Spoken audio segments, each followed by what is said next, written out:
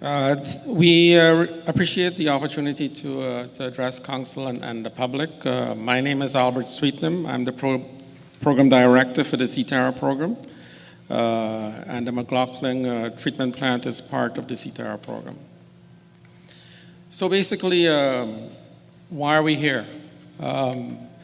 We're here to try and explain how we've addressed the concerns raised by the public and the Council, in particular the concerns that were embedded in the bylaw 2806. We're here to ask for relaxation of some of the setback requirements and height requirements that are embodied in 2806.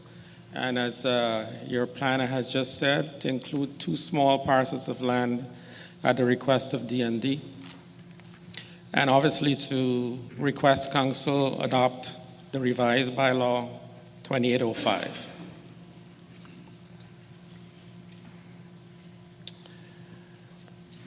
So the current status, as explained by Bill, is that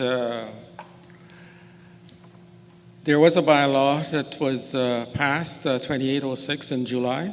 Under that bylaw, the permitted use includes a wastewater treatment plant. And we're requesting a revision to that zoning to address the concerns raised by the public and Council, and as well to accommodate the designs of all 3 proponents. And as you're aware, Council have provided a second reading to this revised bylaw on January the 20th.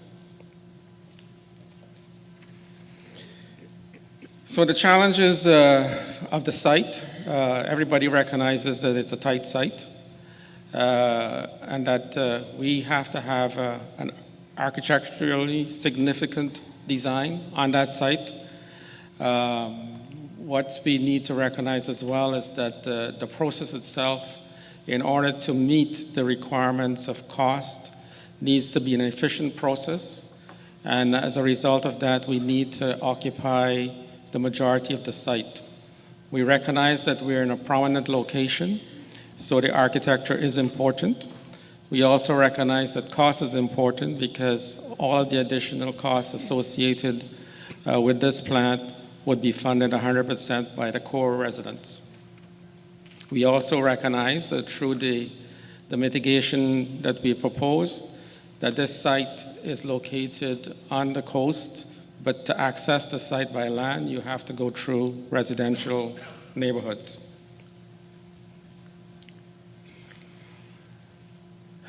Next one. So the CRD and Esquimalt staff were given a mandate to negotiate a resolution to the concerns that were raised on bylaw 2806. The result of that is a revised bylaw 2805 and 2 additional agreements that encompass all of the mitigation measures that the CRD has agreed to. Both Esquimalt staff and the CRD staff support the revised bylaw and agreements.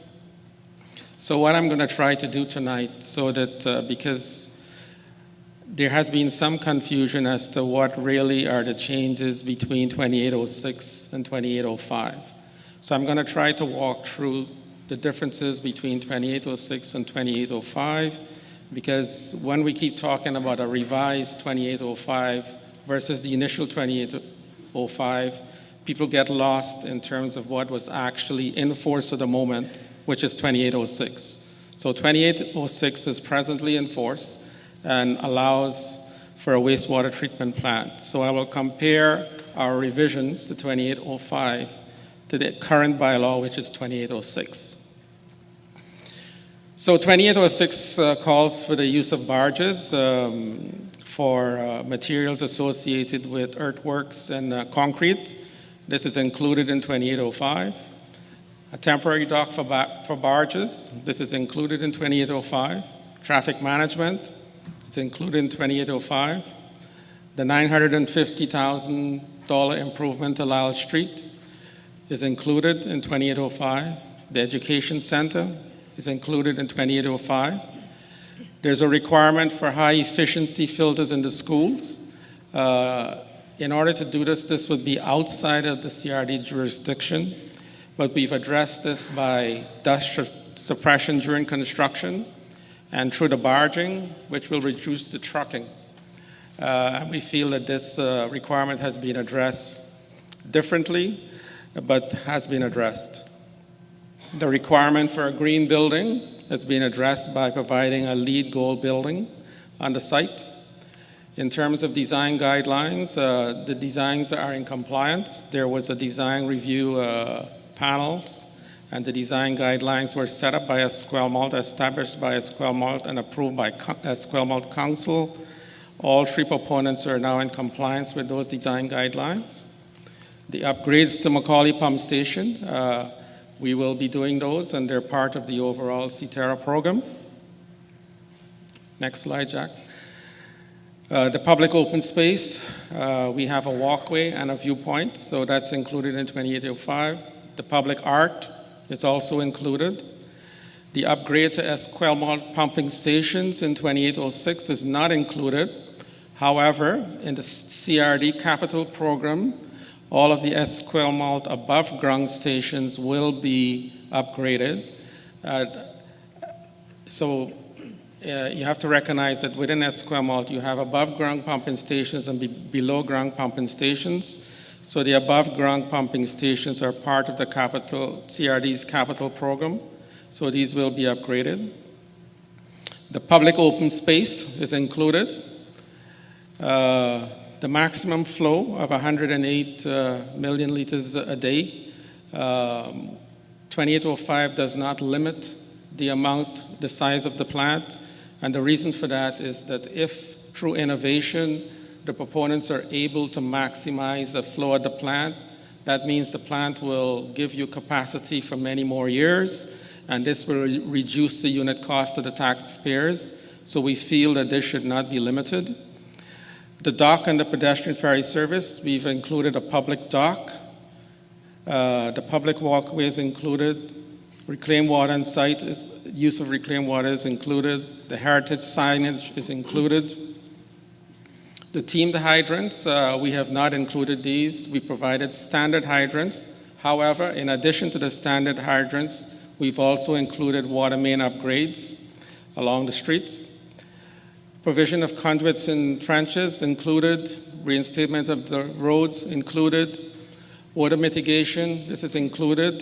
5 odor units at the plant boundary. 5 odor units is the level at which the human nose can detect a smell. So at the boundary, there will be no smell. That's part of the contractual documents.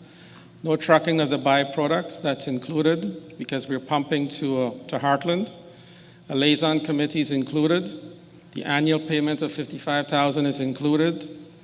In addition to what was included in 2806, we have some additional items, which are the $200,000 to study the district energy system and the district energy system for $7.5 million. As well, what was not included were the 2 small parcels of land that were recently purchased by the CRD, totaling an area of 61.6 square meters or 0.4% of the site area. And the next slide actually shows you, it's the same slide that Bill had showed you. As you can see, there's small parcels of land. Actually, one of them is not land, it's actually over the water. It's an inlet, and it's just over the water. But it's just the reason to include these is just to make the site complete, because these 2 parcels were missed before. In terms of setbacks, Bill has explained in detail, so I'll go through this quickly. The differences between 2806 and 2805. As you can see, there are differences in the height for different areas from the high water mark. But the important one is basically, as you go down this slide, is no building within the 7.5 meters of the high water mark, which is where most of the discussions have been. At the moment, what we're proposing is an encroachment of up to 10% into that 7.5 meter setback area. But actually, after we received the proponent's drawings, we would reduce that to 4%, or less than 4%. I think the maximum proponent at the moment is at 3.9%. In addition to that, those encroachments will be no closer to the high water mark than 2 meters. In terms of lot coverage and floor area ratio, these are all the same as 2806.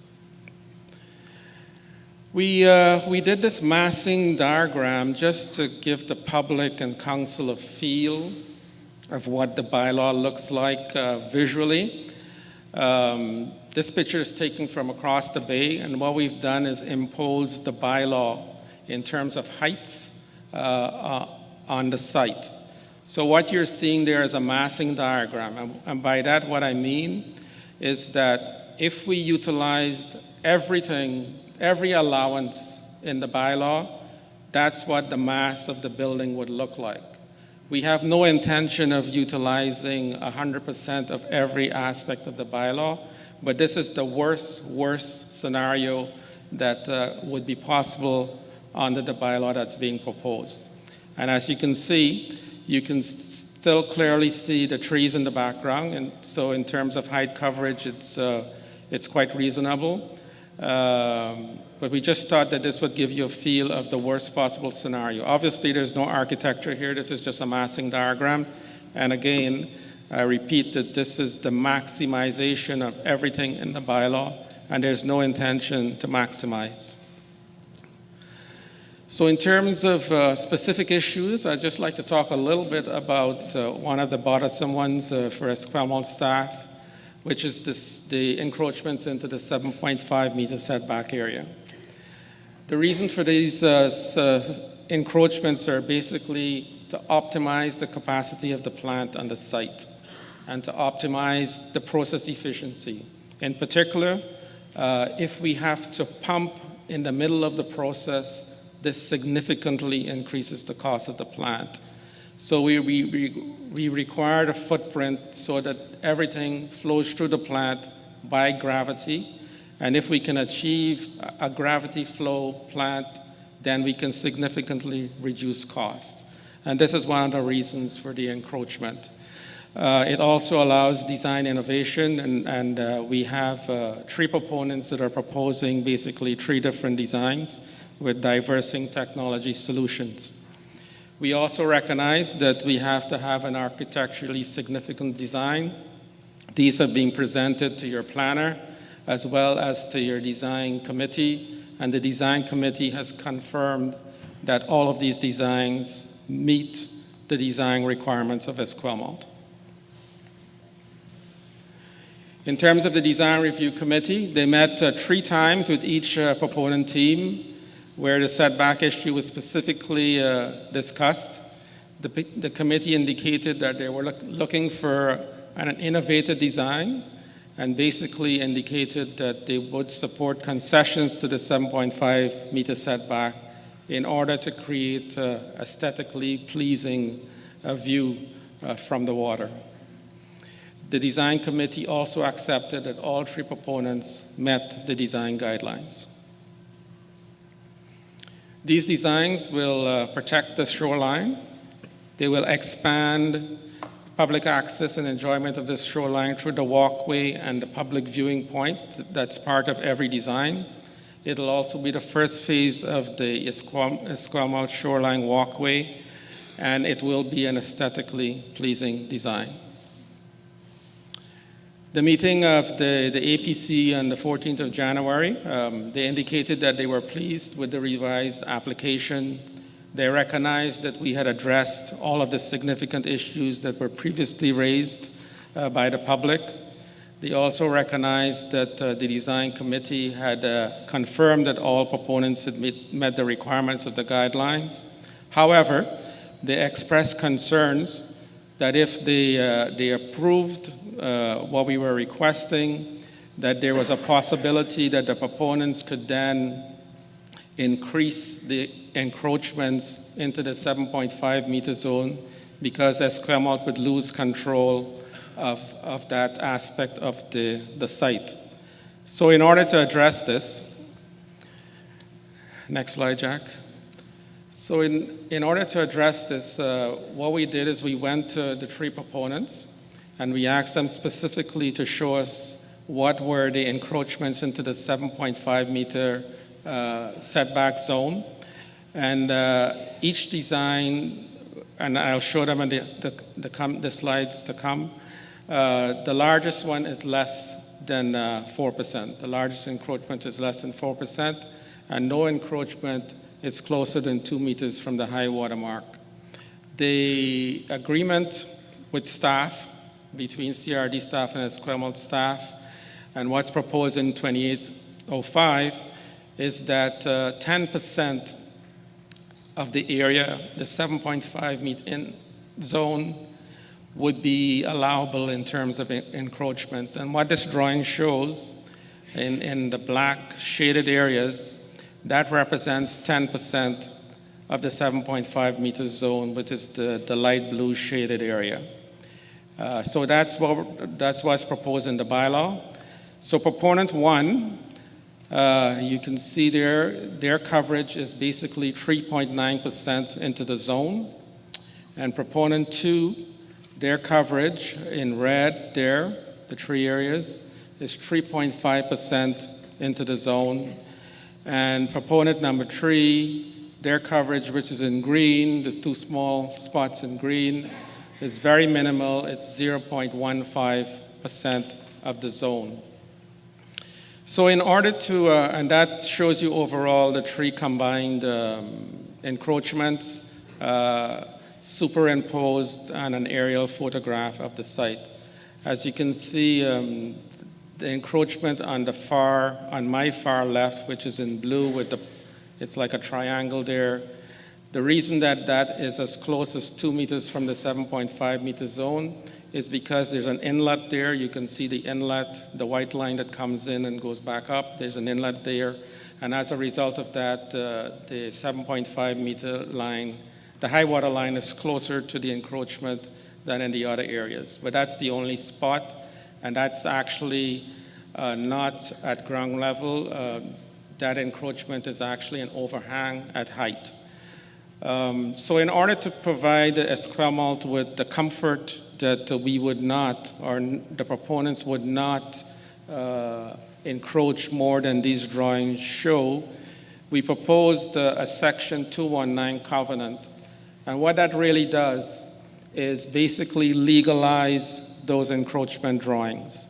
So those drawings were surveyed by a legal surveyor, and then the lawyers got hold of it and created a section 219. So basically, if you approve the revised bylaw as is with the section 219 covenant, that would mean we would not be able to build anything that was not within those encroachments and those tree drawings.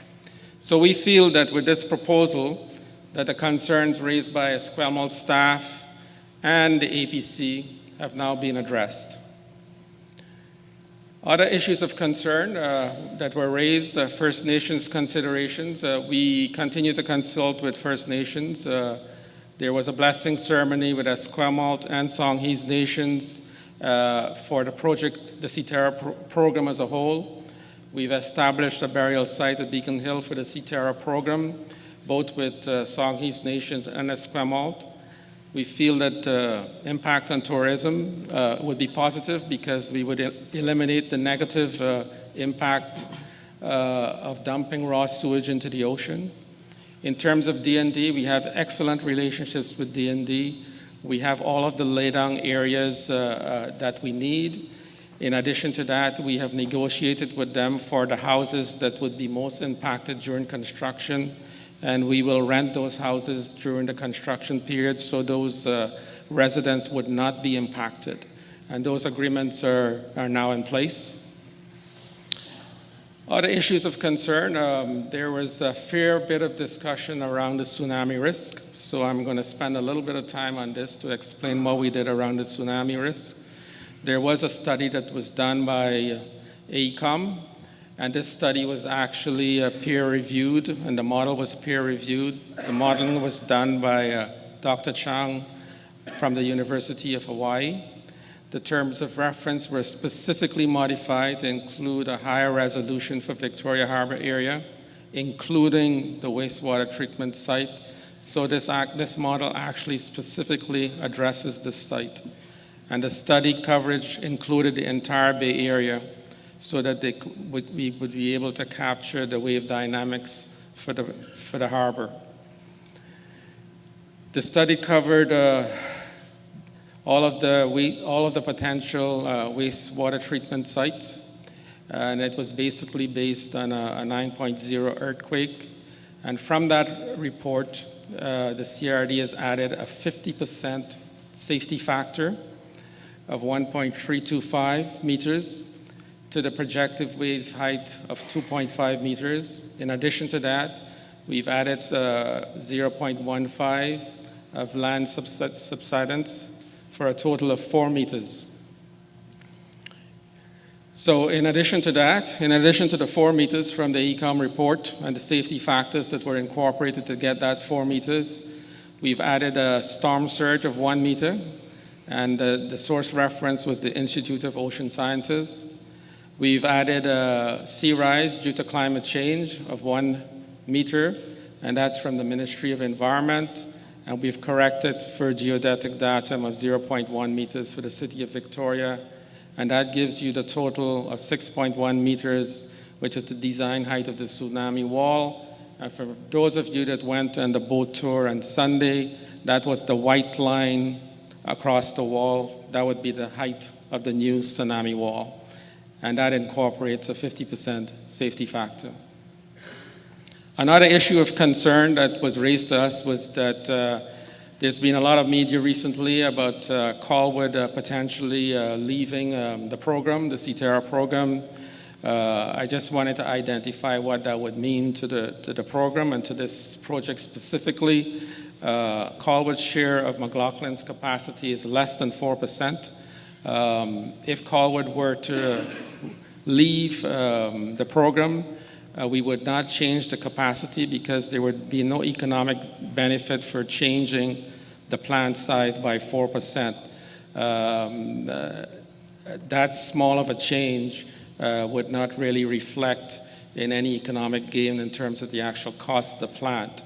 So basically what the Colwood's withdrawal, if that ever happened, would mean is that the plant would be able to operate for an additional 4 to 5 years. So it would give the remaining municipalities an additional 4 to 5 years out of the McLoughlin plant if Colwood were to leave. So in conclusion, we believe that the revised submission addresses all of the major concerns that were raised by Council and the public. We also believe that it addresses the outcomes of the negotiations with staff, and that the addition of the 219 covenant to the bylaw addresses Esquimalt concerns on the setback.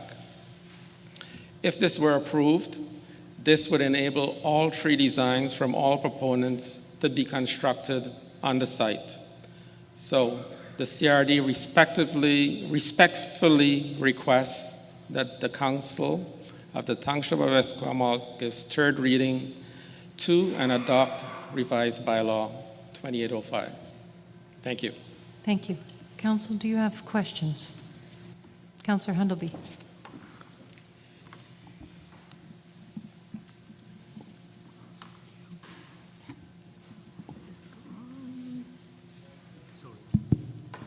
Thank you. And thank you, Mr. Sweetnam, for your comments. I'd just like if you would go over the tsunami information again. I'm not exactly sure. Did you say that there was a 50% safety factor then incorporated into the design? That's correct. Thank you. Other questions, Council? Mr. Sweetnam, can you provide the audience and Council with an outline of what you have done to date to ensure that you will receive all of the appropriate approvals for docks?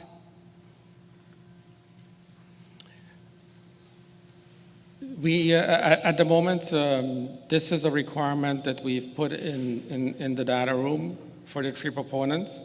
So the three proponents are actually working on a couple of things with regards to the docks. They're working on pricing the docks, both for barging and the final dock for the kayak and access, and they will be responsible for gaining the approvals. We will obviously support them during the process, but the successful proponent will be responsible for getting the approvals. And so you can ensure that docks will be there, both for barging and afterward? We cannot ensure because we are not the approving authority. The approving authority is the DFO. However, as you know, there are many, many docks along the shoreline, so we see no impedance. Providing you have the proper design, we see no reason that a dock should not be approved. But we're not the approving authority, so we would not be able to say it will be done. And when would you know? Well, we will know as soon as we have a successful proponent, and that successful proponent submits their design to the Ministry of Environment and the DFO, and then we will assist them in terms of getting that approval. Thank you. And one final question. On your slide, you spoke of the Macaulay upgrades as just being part of the plan.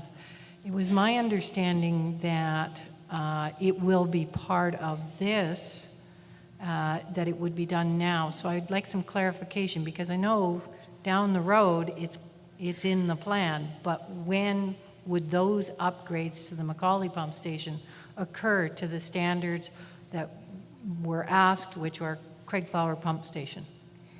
At Macaulay, we're, as part of the CTARA program, as part of the $782.7 million budget, there is a new pumping station at Macaulay. That new pumping station will be designed to the same levels as Craig Flower. It's expected that that pumping station will go out to tender in 2015 and will be in operation by 2017. Thank you. And it's part of the 783. Thank you. Council, any further questions? Seeing none, thank you very much.